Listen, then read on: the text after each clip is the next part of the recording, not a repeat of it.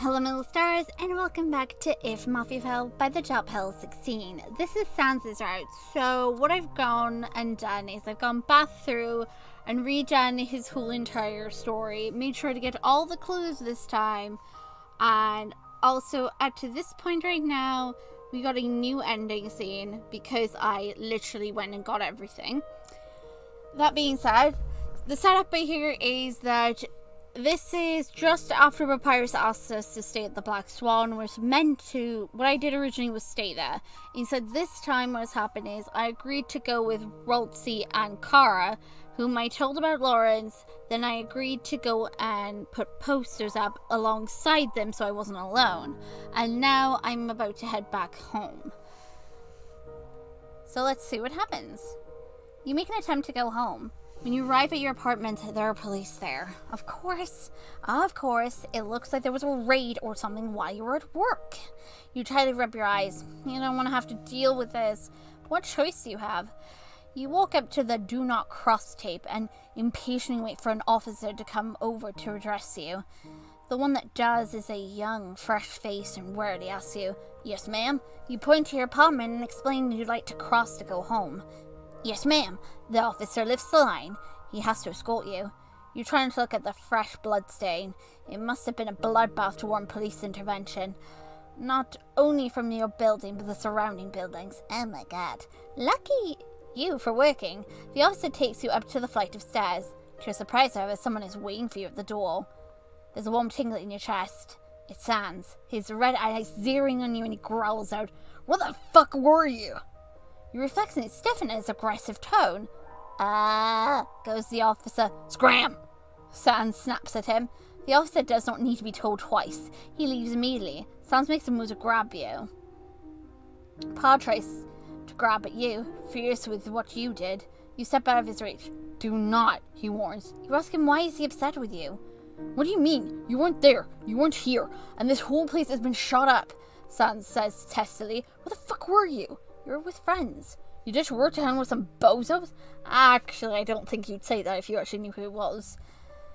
His voice getting louder. "You also had something important to do." SANS snorts decisively.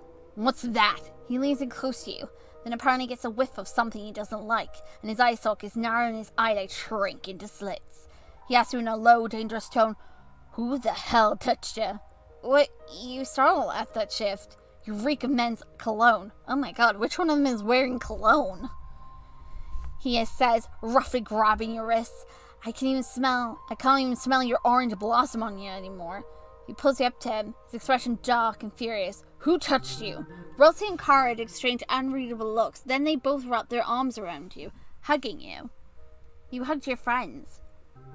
And they both meant, one is, "Don't do it again." "What?" You feel confused. "Why?" you asked. You're not angry or anything. You simply just don't understand. The confusion in your tone is enough to make him frown. SANS shifts his weight side to side. Your calm demeanor and sincere perplexion throws him off balance.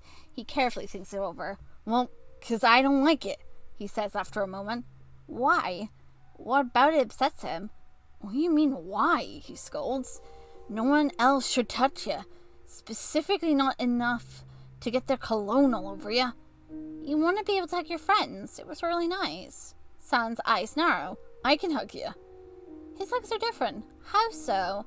How you feel for him is different from how you feel for your friends. It's like comparing hugging him to how you hug your brother. "Still," he presses. You understand why he's upset. If the smell bothers him, you can always take a hot shower. Because he's jealous. He don't like sharing. He's a jealous bean. SANS waves his hand. "Oh, fuck it if you don't get it. Just fuck it." He waves both of his hands and moves to march past you. No. Grab his hand. SANS stops at your hesitant grip on his jacket. You sincerely ask him to please stay and help you understand. The combination of your genuine tone and pleading eyes make him wince. He sags and sighs. "Twinkle, dollface, sweetheart. I'm not the kind of man who likes to share. Specifically on someone I'm sweet on, you understand? AKA someone I have like a freaking crush on and really like. It's different, though. He has brothers. Doesn't he not hug them? I do, he says evenly. You tell him that what you feel for your friends is similar. I understand that, he says slowly after a minute of silence. I don't like it. Why? Sans gives you a long look. He stares into your eyes so long that you can feel your soul swell with affection. His eyelids expand and soften. He steps close to you and gently cups your face. I want to be enough for you. Oh, that's so freaking cute, he says quietly. I can take care of you. Whatever you need, whatever you want, I can provide it. Oh my god. That's so freaking cute. Help! I need water! Where's my water? Forget it! I can't reach my water. I'm having a different drink. Oh my god. Oh my, it's getting hot in here. Your smile is small and soft as you look at him. Sans bends up to sweetly kiss you. You make my head fuzzy, little lady, he says. Sorry. It's okay. You can try to refine. No, just let me meet him for you.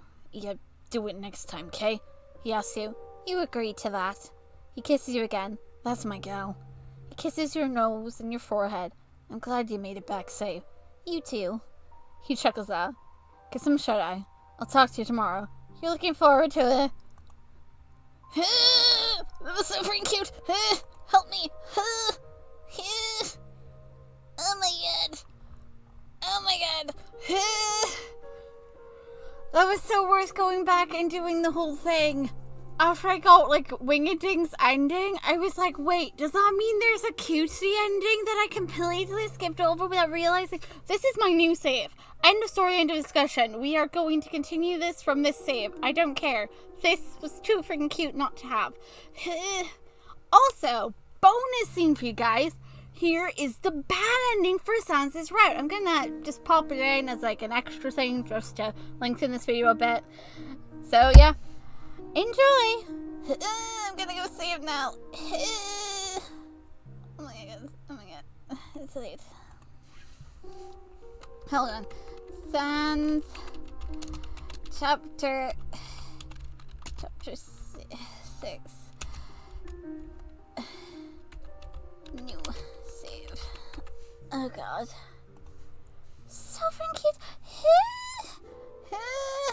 I cannot even help.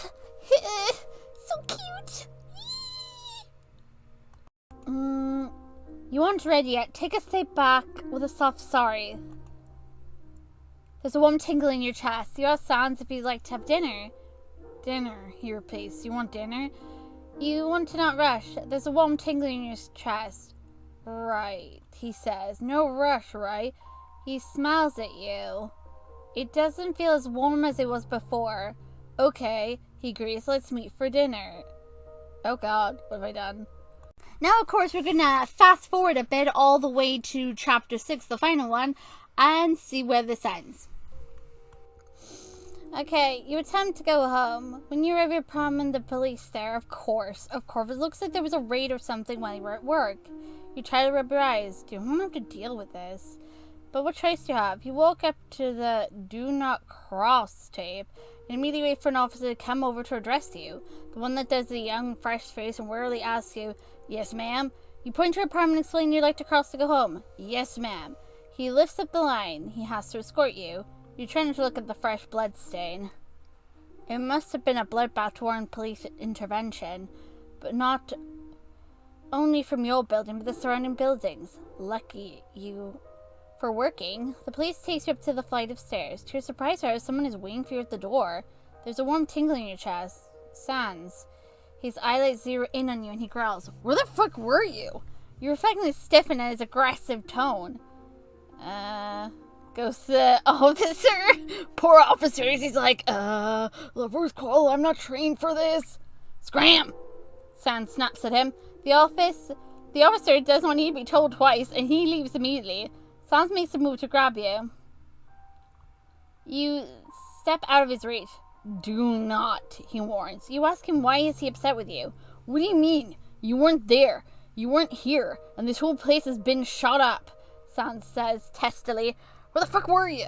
You were with your friends. You ditch her to hang with some bozos?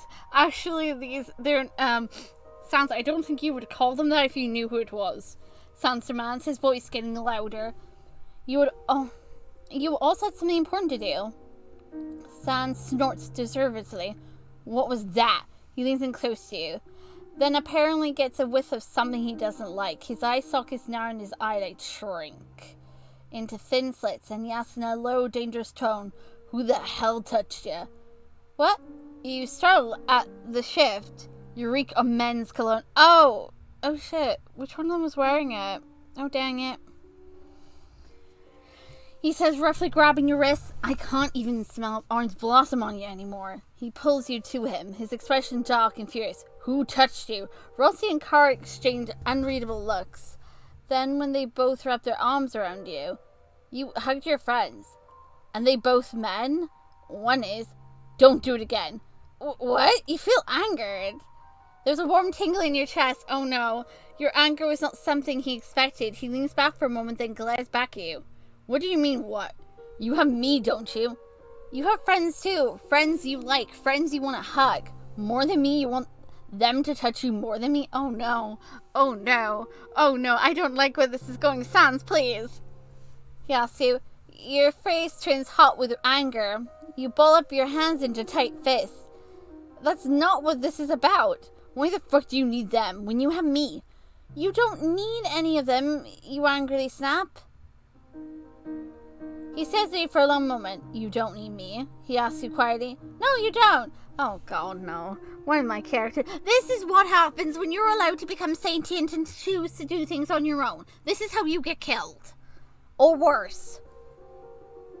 There's a warm tingling in your chest, and Sans breathes out slowly, red smoke pooling out of his mouth as he does. You stiffen, suddenly reminded of your nightmare. You don't need me? He starts to chuckle hollowly. Oh no. You turn to leave, but suddenly he grabs your arm with enough force you know you can't break away. You struggle in vain, but effortlessly lifts you off the ground. Please put me down. More and more red smoke billows out of him. It fills the hallway in seconds and clings to you. Sure, darling, he says. Sure. You struggle and try to fight back. You kick and claw at the hand gripping your arm. Sans is entirely undeterred. It's okay, he tells you. You're gonna figure it out soon enough. Figure out what? Red smoke starts to choke it. Wait, is he actually killing me with that wretched smoke of his? Okay, he's not allowed to have that thing anymore. It fills your chest with a smoky spice stench. It's too thick to breathe and you gasp and choke on it. You're desperate to catch your breath, but each intake leaves you struggling more and more. Your limbs start to grow weak and you hang limply in his grasp. Ending 6, nightmare realized. The thing is, am I dead or am I just unconscious? I mean, he's instantly gonna regret doing that, right? I mean, Sans sometimes does get these bursts of anger where he does things without meaning to. Like, and then afterwards he's like, I shouldn't have done that, you know? That was Sans' bad ending, where he freaking kills me with his godforsaken smoke. Thanks, Sans. I greatly appreciate it. Not really. And all because I spent time with my friends. Oh my god. At least Wingadings only holds me captive. You actually possibly kill me? So help me out, I don't know. Oh my god.